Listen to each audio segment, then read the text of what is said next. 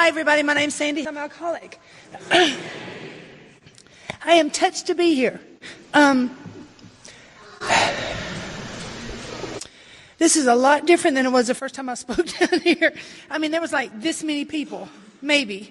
I'm grateful to be asked back. I don't know why I'm starting off crying. Usually I cry in the middle of my talk, but now I'm getting it done and over with, I guess. I appreciate what Marianne said about the concepts and stuff, because this month has been kind of hard for me because I've been gone away from my home group a lot. I've been working a lot. I've had an opportunity to speak out of town and had a chance to come down here, so I hadn't actually participated in my home group like all month. And then Marianne talked about being a participant and all that, and I'm going, crap, I hadn't done that. And maybe it's lost or something, I don't know, but I'm glad to be here with y'all tonight. I was talking to my husband on the way down. I said, I hadn't been to a meeting all month. He said, well, you went and spoke. I said, that's not like a meeting. I like to listen to other people. So, Marianne, thank you for that. I also want to thank the group for an awesome dinner. If there was some well, here's the deal. I have been trying to get my husband to eat at this particular restaurant in town for like 4 times. And every time we come down here, it's late when the meeting's over and it's closed. So I asked Jennifer, I said, do you think we could eat at Jasmine's? She said, sure. And then I didn't know that flyers had been sent out and all that other kind of stuff. And so if anybody's got a resentment, see me after the meeting and I'll make amends. Because that change was made at my request, and I am so grateful for that. And it's good to see some friends here. Some people I hadn't seen in a long time, and y'all just touch my heart. I'll get started in a minute, maybe. I didn't come to AA to get sober. I wound up in jail, and then some guy I was drinking with said, I know how to get you out of trouble, and he signed me up for treatment. Now, I'd never heard of treatment, so I didn't know where I was going, and, I didn't know you could go to treatment drunk. I didn't know you could go to treatment all screwed up. So, I'm sitting out on the front steps when they picked me up that morning. Like I'm ready to go to my first day at school. I got my little suitcase packed. I got my clothes ironed and pressed, and I'm just sitting out there smoking a cigarette, waiting on the bus. I don't know where I was living. I think it was under a rock, but here I go off to treatment, and in that treatment center I found out that I had some problems, and I didn't realize that I had the problems that I had. I thought that I didn't know that my drinking was problematic. I knew I'd gotten a lot of trouble behind my drinking. I'd wind up in strange places with strange people and all that kind of stuff. But didn't everybody? Everybody I drank with did, and, if you were going to have a beer, I didn't see the point, all that kind of stuff. So here I am in treatment, and I'm trying to get my job back. And that's the only reason I went to that facility. I didn't go to get sober. I didn't go to get straight. I went to keep my job, because at that particular time in my life, my job was totally who I was. And I took a lot of pride in that. My oldest brother tried to get on to work at this particular place, and he got turned down, and I got it, so I'm going, yay me. and I'm losing that, and it's the first time I'd ever had any money to speak of in my life, and I just knew that if I had enough money, I would be all right. And here I've got this good job, and I can't even pay the rent. They're repossessing vehicles that I have because I'm doing other things with my money. And I'm drinking and I'm partying, and people don't hang out with me because I drink and I party. And, my claim to fame was I could drink some of those men under the table.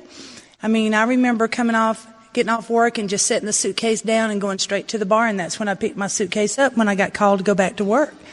Isn't that what everybody did? That's what everybody that I hung out with did. And so here I am in this treatment center getting to review my life. And there's a lady coming in the room. I know that she was probably a nurse. And she asked me, she's got to fill out some papers. And I'm not confessing to anything because I'm looking at going to prison because I got arrested. And this was back before getting busted was fashionable and all that kind of stuff. So I was looking at doing some serious time.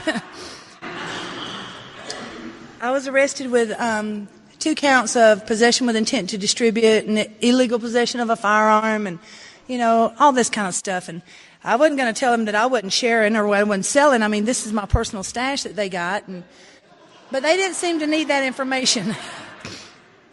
So, I mean, I'm looking at going to prison, and here I am in this treatment center because this is the way I can get my job back and it'll look good before the judge.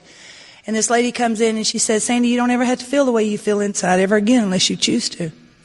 Now, I don't know about y'all, but I've been feeling like crap most of my life. You know, I remember always wanting to be somewhere else, in somebody else's body, in somebody else's household. You know, always just that restless, irritable, and discontent. You know, the big book talks about it. But I didn't know that's what it was. I just thought I was crazy. You know, Mama told me I was sorry like my daddy, and, you know, I bought into that. And I know that when I started drinking, some of that went away. And when I started drinking, I felt like you looked. You know, because I come out of the chute 6 foot tall, I think. You know, and I mean, when you're 50 and you're tall, it's nice. I mean, it's nice today, but when you're 8, 9, and 10, I mean, it sucks because you're always the last one in line, and, you know, everybody's winking and blinking at the pretty little short girls, and I'm just wanting to squish them. You know, I hate them, you know, because they got all the weight in girl places, and I'm just like a beanstalk, and the only weight I got is in my feet, and they look like skis, and, you know, people are laughing at you, and I hated it. You know, and when I took that first drink, I was 13 and I slipped out of a ball game with some boys, and we went out back and we started drinking Pat's Blue Ribbon beer. And I'm going to tell you, that night I felt the magic happen in my life. I mean, it put me 40 pounds, 20 went here and 20 went here, and it curved me a waist that I didn't know I had, and my tongue laid down and I could talk to the boys, and I felt inside like you looked outside for the first time ever in my life. You know, and I pursued that feeling until I just run it in the ground. I mean, if a little is good, more is more, right? And I started, you know, I got this good job, and I started making decent money, so I started switching around the things that would make me feel good, and, you know, and I lost everything I had, you know, doing dope. And dope is a part of my deal, you know, and I think it brought me to my bottom quicker because I'd done a lot of things behind that, you know, and I know today I'd done a lot of that trying to control my drinking, because I'd start drinking and I'd black out, and then I'd wake up with strange people in strange cities, you know, and then I'm not drinking that much no more. So then I started smoking a little weed and then drinking just a little bit, you know, but anyway, all that wound me up in this treatment center, and this lady told me I didn't have to feel the way I felt inside. And I'm going to tell you, you know, I didn't believe her. You know, because I'd been in all the churches. I'd done a lot of the things that I seen normal people do, trying to get right or get better or whatever you want to call it. I mean, down south they call it getting saved. And I tried to be saved a lot. I mean, some men had tried to save me, and I tried to let them, and that didn't work either. You know, I tried a lot of different things trying to get that, just to feel okay inside, you know, and it seems like I would see you do it and it would work for you, and then I'd sell off here and try it, and it never did work for me, and I couldn't figure out what I was doing wrong. I couldn't get that combination right. And I mean, I got 3 brothers. I got 1 older and 2 younger. And I got 1 younger brother that just seems to have it together, and I would watch him and I would try to do what he did, and God, I got miserable. He was so dull and so boring. You know, it just makes me shiver. And, but you know, I tried to live my life the way he did, and it just didn't work for me. You know, and the big book talks about that we just not like other people, and never will be. You know, I thought I just wasn't like other people when I was drinking. Get sober, you'll find out you're not like other people either. So here I am in this treatment center, and this lady telling me, you know, she said, why don't you just do what we ask you to do and see how it works? I said, okay, I will. You know, because I'm scared now. I'm going to prison, I know. So what have I got to lose? I mean, I've played the game before. I can do anything for like 30 days, you know. I've been married a couple of times like that. You know, you can do it for 30 days, and when it gets old, you just leave, right? So I could do that. And so I'm in this treatment center, and I'm playing the game, but I'm really trying to do what they asked me to do. And I've done an inventory for the first time in my life, because you see, all my problems were of other people's makings, never of my own. I just knew that I would be all right if my dad had raised me, you know. I knew that I would be all right if I hadn't lived with that mean old man. I knew that I would be all right if those girls just didn't find out about that guy, you know. I knew that I would be all right if I had more weight. I knew that I would be all right if I was shorter, taller, fatter. But, you know, you can fill in the blank. You know, I was always going to be all right when. And it never worked for me. So while I'm in this treatment center, I get to look at that. And I found out that, I found out a lot of things in that treatment center. I found out that I had put my oldest brother in God's spot, and that I had tried a bazillion different things trying to make him love me. And I never thought that I had that love or that appreciation. And in my drinking, I really squished it, because I was down on the streets of New Orleans working for a living. And he come down there and he found me, and he just disowned me right there on the spot. And that was one of those days you don't ever want to relive again, because you just see the look in their eyes, and you know it's done, it's over. And those family get-togethers were like hell on earth. I mean, I would always drink a little bit so I could get up enough courage to go, but you always hope you didn't drink too much so you could go. Because if you overshoot the mark, you can't go. Because he would still be right about all that. And I remember, even in all the drinks that I had, it never could get. He could sit in a room with me and look at me and never see me, just look through me like I was a piece of glass. I had done that to him. I know the life that I was living was not what a brother wanted for a sister, because I was the only girl in the family. I think at one time I was, your family has hopes and dreams for you. And slowly but surely I'd squashed all of them, and they had hated being around me. They hated to see me coming, because I was always some sad tale of woes, and it was just hard. I was painful. I remember one day I got beat up, or me and this guy I was living with, we got in a fight, and I lost, right? So when I lose my fights, I don't know about y'all, but I'd go home to Mama, because I'll show him. And I looked like a piece of hamburger meat. He beat the crap out of me. And in this inventory, I found out that I had a part in that. Now, I know today that, I'm not trying to say that he hitting me was right or anything, but I probably think that if I'd have sat down and shut up when he told me to, I probably wouldn't have got hit so much, But you get me drunk and liquored up, I'm bad. And I'm laying on the flat of my back. I'm bad. Come on, I can't even get up. But I'm bad.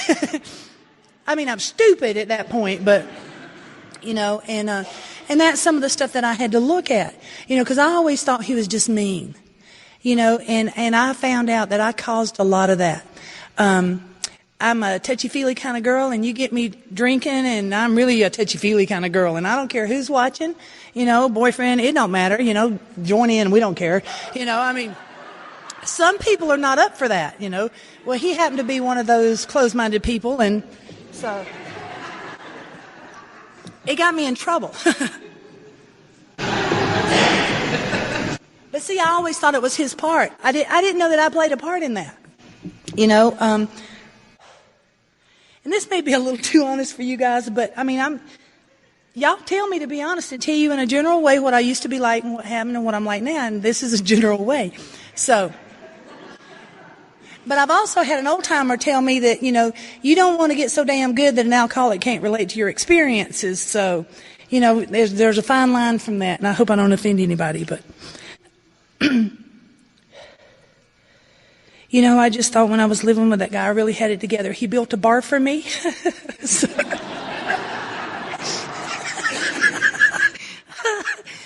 today I know it's kind of like a cage for an animal, I was so impressed.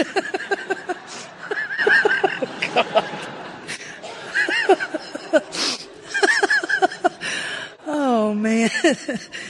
I'm telling you, I thought I had it together, and I definitely didn't have it together. But anyway, I'm still in this treatment center, and we're still looking at the part in these relationships that I played. And got ready to get out of that treatment center, and they said, well, you can't go home yet. We want you to go to halfway house.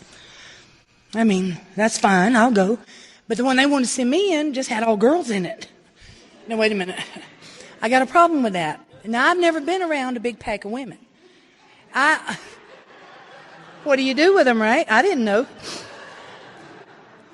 I had been around, there's 3 brothers in my family. We lived beside a family of 7 boys on one side. On the other side, there was 5 boys.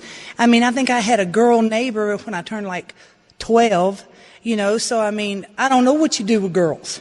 But now they want me to go live with them. And I was not excited about that. Because my mama done told me about y'all. Y'all, that's the only thing I got to go on is what my mama said. And she said that them women will take your husband, because she's had a couple go missing, and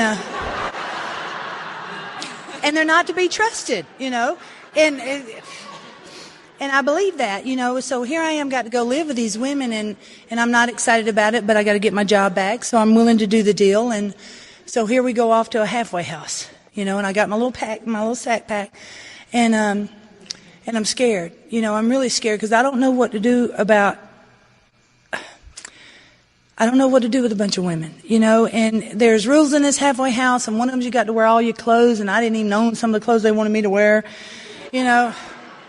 They kept getting in the way. They get hung up under the seat belt. Under the seat, that lever where you let the seat back and forth. Well, they get all knotted up in there, and hell, you just forget them, and it wasn't worth, or you get them out, and they'd be all ripped up or greasy or whatever, and then I get drunk getting the floorboard trying to get it out, and get tickled and couldn't get up, and, or then you just forget them, and then she'd find them, and they couldn't come out and play no more. So, I just quit wearing all that crap because it got in the way. But here I am, I got to get it again. So I'm in this halfway house, and we got to go shopping. And at this facility, they wanted you to travel in groups. So here I am, this big old bunch of women, and here we go to the store. Now, every time I think about me in front of y'all tonight, I'm looking pretty good. I got on all my clothes.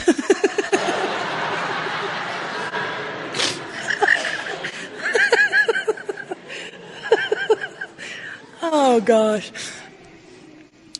But, it's just like AA. When you don't know, and I let that pride and that ego down enough and say, you know what, I don't know how to do this. Will you help me? Y'all always come there and y'all always help me. And you don't laugh at me that day. We may laugh our butts off the next day about it, but that day you don't. You say, sure, come on. And that's what I did with those women. I confessed, in AA, there's a lot of confessions.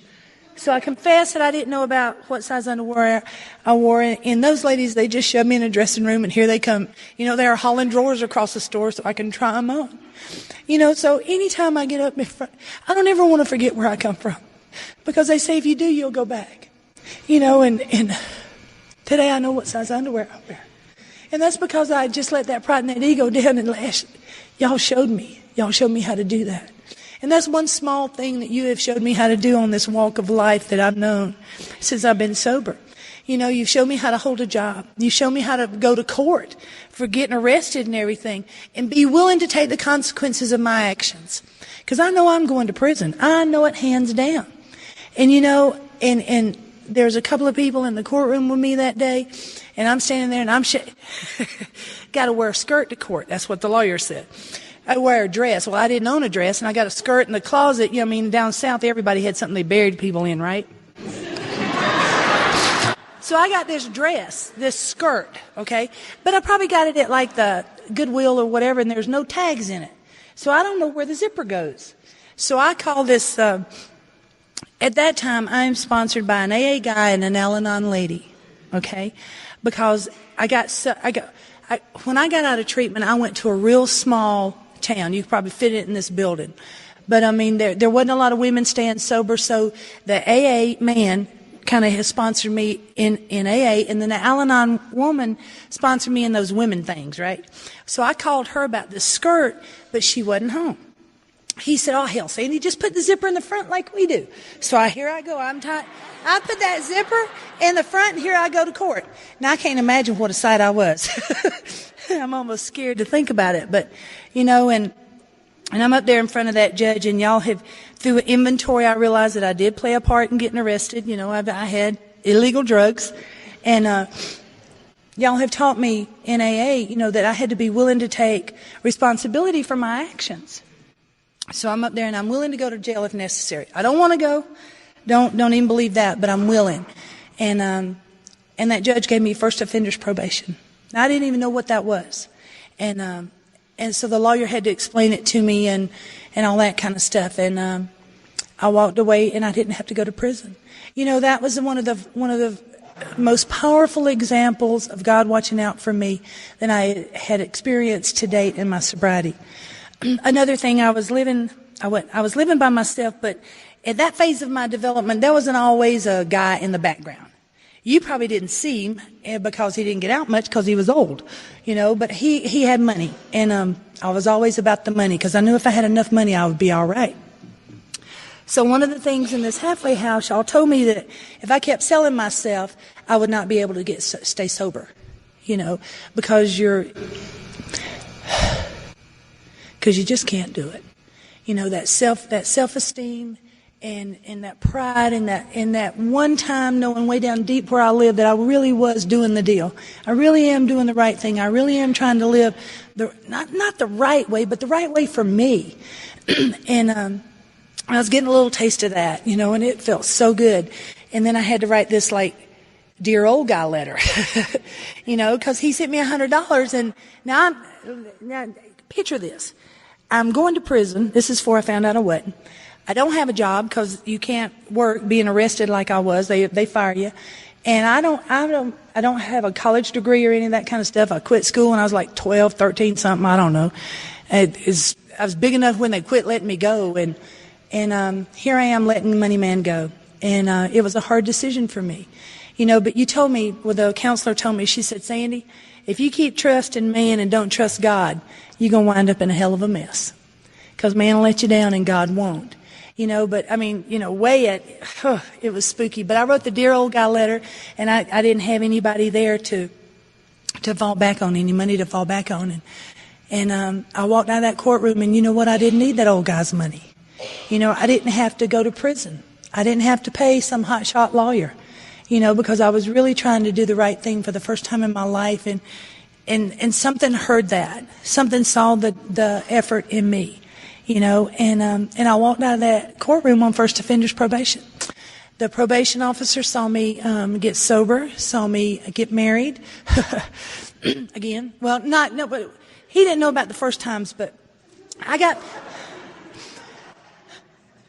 when I got sober, okay, we go to the meetings and everything, and the meetings are real small, and we did meetings that you would get in the car, and then you would drive to a meeting, because you had to drive like 25 miles, something like that. So we'd have the meeting going, we'd have the meeting there, and we'd have the meeting coming home. And whoever had the biggest car is a driver, because, we would just pack out the whole town. All 7 of us would get in the car, and that's how we do. And we traveled all over the southeast of Georgia, and we'd go to meetings, and that's just what we did, because there wasn't a meeting every day of the week or every minute of the day and all that kind of stuff. So me and one of the guys, we'd go to the meeting, then we'd get home, we'd put on a pot of coffee, and we'd stay up all night talking about God and spiritual things, and we'd just wait and float off or something, It was wonderful. I truly believe that everybody that come into AA did the AA deal and was honest and really tried and wanted to get sober. And, I was on fire with that, I had been introduced to the big book and, all of that, the steps and all that. It was neat because there was a group of us doing the deal. And we hung together like ducks, You'd see one, you'd see all of us. It was amazing. But me and this guy, one particular guy, we started, going to meetings together, and we started winking and blinking at each other. And then he asked me out on a date. Now, a date, what's that? I don't think I'd ever been on a date. I had dates, but I don't think we're talking about the same thing. But I'm trying to keep it general. So anyway, I had asked this Al-Anon lady what an AA date was, and she said, well, he'll come get you, and he'll carry you out to dinner either before or after the meeting. Y'all will go to the meeting, and then he'll bring you home and he'll leave. I didn't see the point of the date.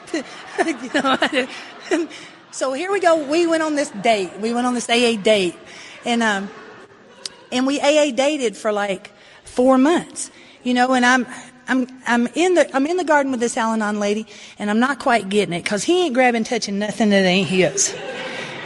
Now, I'm sober. I'm put on a little weight. I think I'm looking all good and all that kind of stuff, and I'm wondering what's wrong with him. Because I don't get it. I don't get it. So this Al-Anon lady, we're in her garden. She was a gardener and stuff, and we're digging potatoes, and I'm slinging dirt everywhere, because I am pissed. Because after all, I think I'm looking pretty good, and what's wrong with him? And, do I need to do something a little bit different, little sachet here, a sachet there. And that Al-Anon lady, I know, she did not laugh at my face, but I know she's about to bust a gut. Because I know that's the way I do with the girls I sponsor, with some of their stuff they come up with. And I'm talking to her, what's wrong with me? How come he ain't, what's wrong with me? He ain't tried to grab nothing or any of that. And she said, well, honey, maybe he's showing you respect. Well, respect, that's when they've been with you that night and then they come back the next day. That's what I know about respect,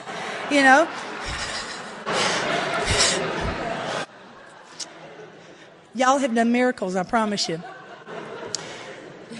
But that Al-Anon lady taught me that, That Al-Anon lady taught me what women did in the daytime. She taught me about, matching up my clothes and trying to get myself together like that. I don't know where I'd be without her. But we did that AA dating thing, and this guy finally asked me to marry him, and I couldn't believe it. Because I was out there on them streets a long time, and he knew that. I mean, he didn't know details, but, he got the general idea, and he still wanted to marry me, and I couldn't believe it. And we set a date and all that kind of stuff. And I found my wedding dress for $12. And the Al-Anon lady took our $50. And, they done our reception and all that kind of stuff. And it was just unbelievable, the people that showed up. Because we were like the AA couple. We come in and we got sober and we're doing it right. And we're going to walk off in the sunset. And we did, but we burned up.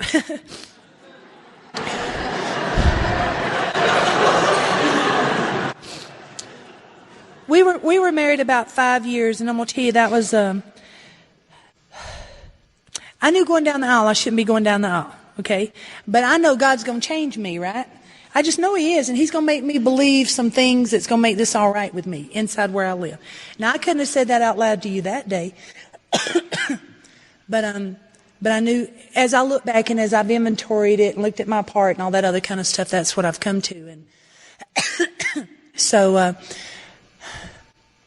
I get to go to this conference, and me and this guy, we're having some trouble in our marriage, and it's not the fighting kind of trouble. It's the kind of trouble where, we'll drive up to the AA meeting, put on them smiles, grab hands, walk in, and we're still AA couple, You can't disappoint anybody. And then we go home and we snatch them hands down, and there's a line drawn down the middle of our house, and there's silence, and I'm not being honest in that relationship. And I go to this conference, and a gentleman pays me some attention, a lot of attention, and I sleep with him, and because that's what I do at that phase of my development anyway. And I come home and I ask for a divorce, and it was a hard time because everybody in that group took sides. Because I was the whore in the meeting. I'm 5 years sober, and I'm the whore in the meeting, and nobody likes me, and after all I've done to him, and all this kind of stuff. And it was just a bad time. And 5 years sober, and I'm sitting on the side of my bed, and I can't go to AA anymore, because y'all hate me, and I don't know what to do. So I pull the pistol out, and I'm looking at eating this gun, and I pick up the phone and I call this old guy who has been on my list, because this guy was the one that really pissed you off. When I come into the meetings, when I come out of treatment, I was an alcoholic and an addict. Okay, and I'd get in the meetings and hear this guy, I'd introduce myself that way, and he'd scream about his hemorrhoids. And I'm going, what has that got to do with anything? He said, that's right. And I'd walk off pissed off, because I didn't get it, I thought he was just picking on me because I'd heard tales about this dirty old man, and, he just always piss you off. He was one of those, He would always tell you the truth whether you wanted to hear it or not, and he just really made me mad, and I had just been talking bad about him a long time. If you give me 5 minutes, I'd tell you what a SOB was and what he did to the group and how he run newcomers off and all that other kind of stuff, and he come across my mind that day. And I picked up the phone and I called him, and he didn't even recognize my voice. I was in just one of those really bad places, and he told me to get in the car. He didn't say, honey, don't call me because all you said about me. He didn't say, B, don't ever call me again. He said, get in the car. And I got in the car, and when I got to his house, he was standing at the door, and he just opened up his arms, and I just fell in them. That is Alcoholics Anonymous. That is one alcoholic helping a suffering alcoholic. That is principles before personalities. That is everything that this program talks about and stands on. And I was in a bad way, and this man wouldn't let me talk bad about that guy, soon-to-be ex-husband. He said I could talk to him and one other person about him, and that was it. And when people ask me about him, direct them to him, Or how's Lloyd doing? Well, go call him, see how he's doing, Well, everybody wanted to know how he was doing. They'd always ask me, and I'd want to say, who the fuck cares, but because I certainly didn't, at that point. That was probably loud, wasn't it? But that's honest, okay? That's just honest, but I'm trying to clean up my mouth, and sorry about that. But anyway, he put me in his back pocket, and he was taping around the Southeast, and, I heard people talk about getting divorces in AA, and how they put principles before personalities, and how they done the principled actions no matter what they thought about it, and how hard a walk that was. And I started doing those things. I'm sitting at a district meeting because I'm district secretary at that time, and in he comes. Going, gosh, can't you find a different district? Oh, because we were small. There wasn't any. Here he come. A hush fell over the room. They were just waiting to see the fight, and I got up out of my chair and I walked across the room. I walked across the room and stuck out my hand, and I told him I was glad he was there, and after that, everybody started talking, and there just wasn't any big deal.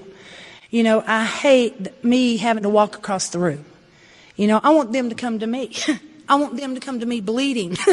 They don't do that. They don't do that.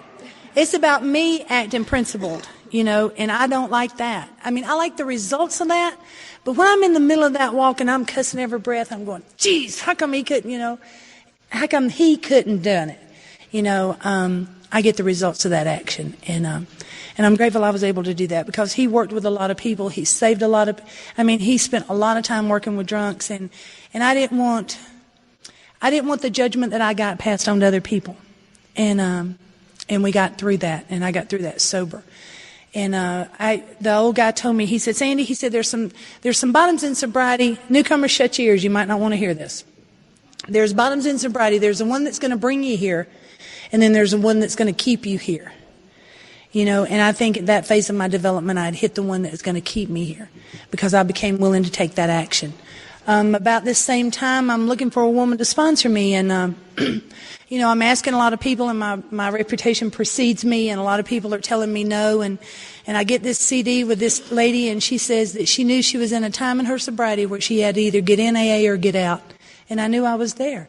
So I tried to get her phone number from the taper, and because she said her first and last name from the podium, and I'm forever grateful, because I was able to track her down because of that. And over the phone, I asked her if she'd be my sponsor, and she said, well, let me ask you some questions. How many meetings a week are you going to? I'm going to one. Oh, that's going to change, she said. But I couldn't tell her I couldn't go to those other meetings, because that's where those butts were that done that judgment thing. And I couldn't tell her I couldn't go to this other one, because I got up in the middle of the meeting. I cussed them all out because they were doing that judgment thing, and told them what I thought about them, and and all that kind of stuff. And she said, well, you're going to start calling me once a week at a time convenient to me. I'm thinking to myself, convenient to you? You're my sponsor. I'm supposed to be able to call you 24/7. What do you mean convenient to you? Now, out loud to her, I said, yes, ma'am. She said, we're going to start going through the big book. And in my head, I'm going, I have been in the big book meeting ever since I've been sober. I am a big book thumper original. I don't need to go through that book again. But out loud to her, I said, yes, ma'am. She said, we're going to go through the traditions and the concepts. I'm thinking them concepts are for them lawyers in AA. I don't need them concepts. But of course, out loud to her, I said, yes, ma'am.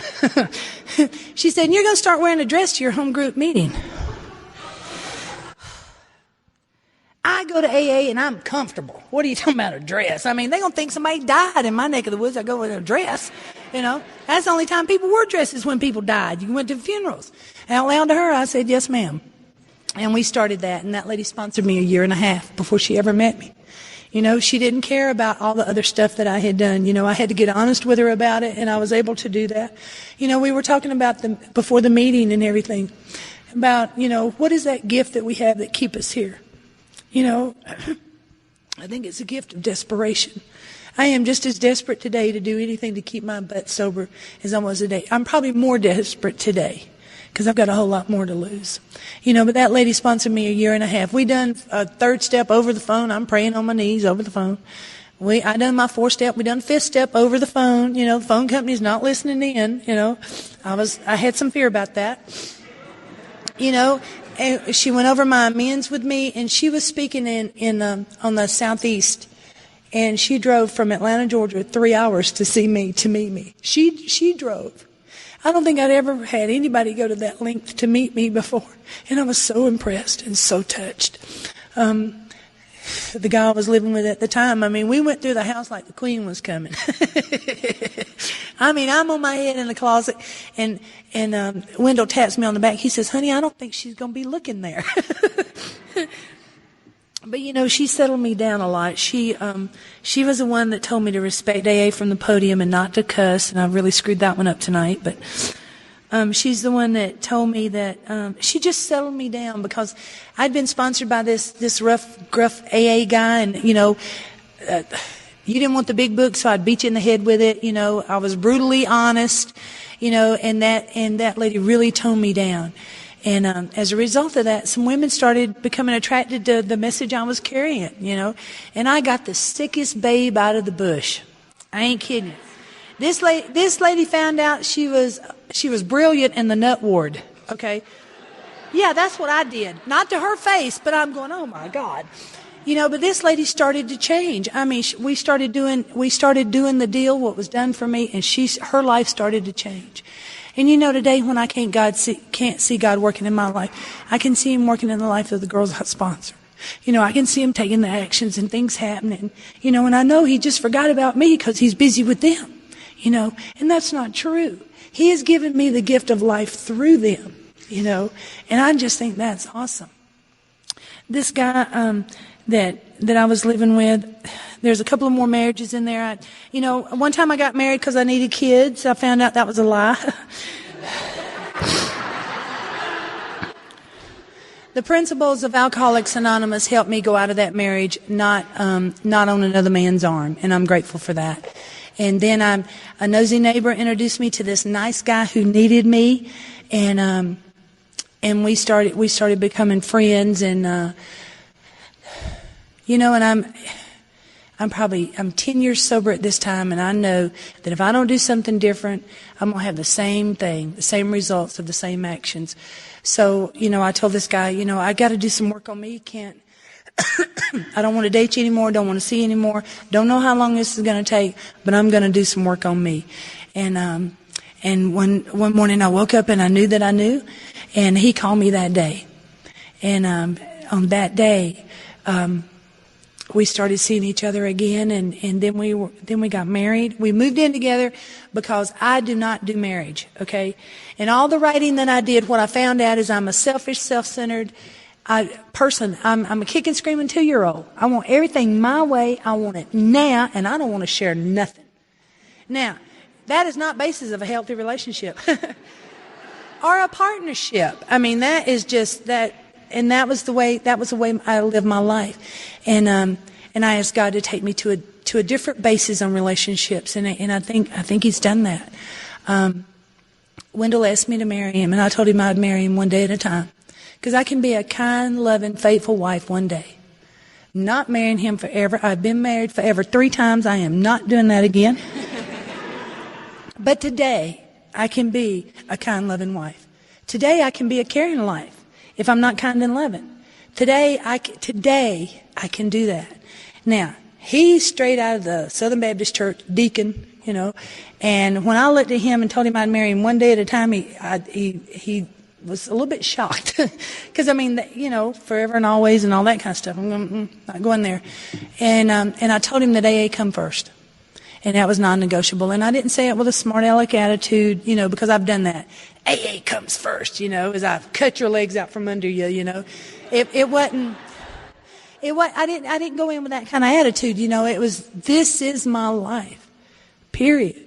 I cannot do life with you without this first. And he said, okay.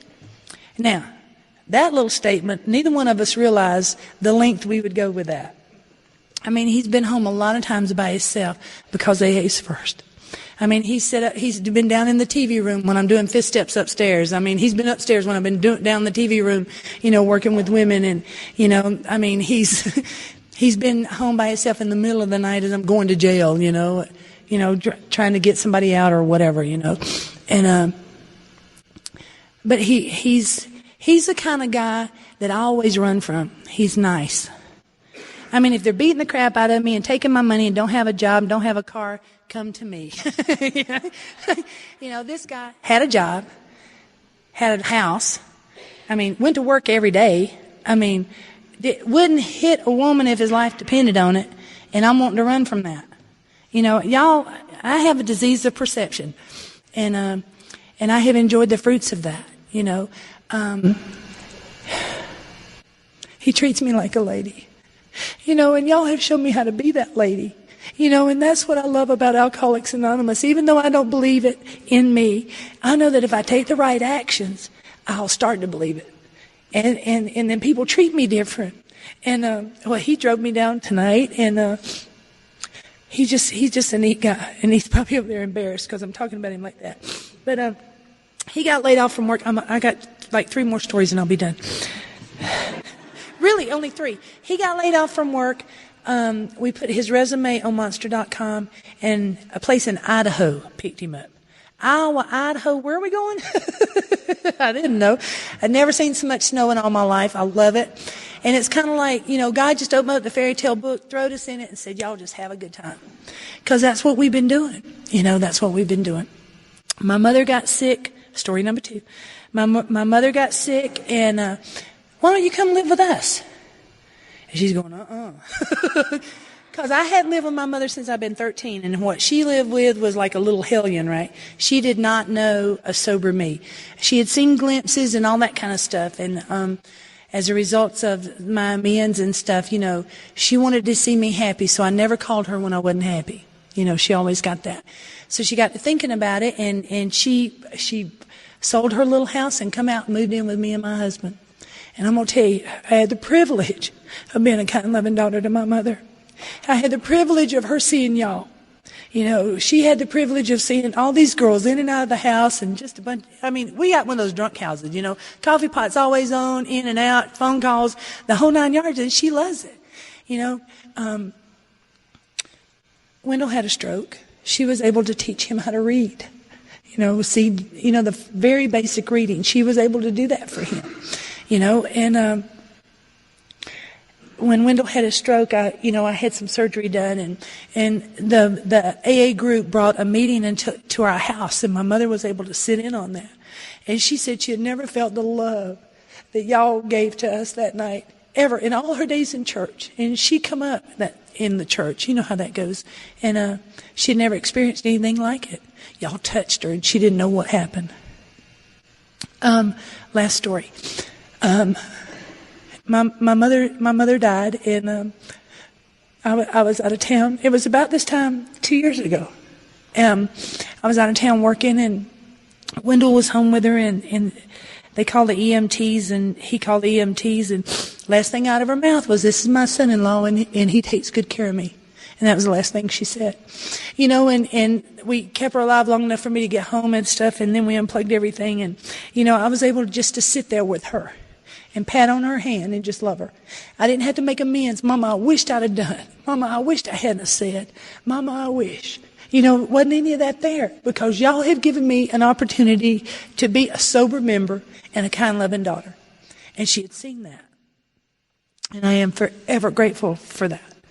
And, our life is still pretty good. We've had some ups and downs, with the stroke and just trying to get all that stuff worked out, because people change when that happens. And I think we got it figured out. I'd always want to be with some other guy when the tough times got going, but when Wendell got sick, I didn't want to be anywhere else, and for that was a spiritual experience for me. Now, I don't know about you guys, I wasn't looking for something else to take me away and make it all right. I wanted to sit right there beside him and us walk through it together. And that is growing up in AA. The AA in Pocatello, Idaho is wonderful. Y'all have given me a chance to just pass on the message. The message that's here, I love coming here, because an AA group, the traditions and the concepts and in a general way, what we used to be like, that's what it's about. It's about one alcoholic reaching out and touching another. And I am forever grateful for an opportunity, and happy anniversary. Thank you.